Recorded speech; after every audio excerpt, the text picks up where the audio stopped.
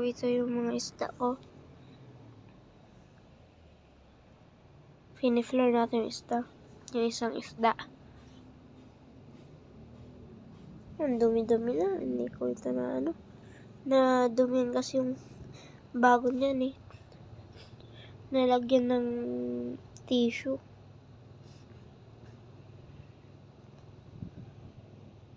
Babukas, natin yan. Tignan nyo. Ganda. Wow. Ang galing. Sheesh. Tatanggalin na natin to. Ito.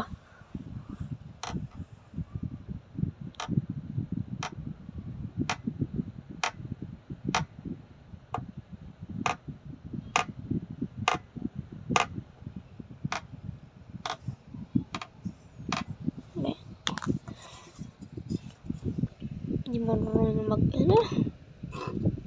flare.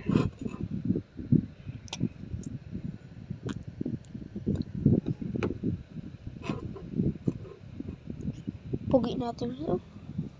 Pugi natin sa salamin.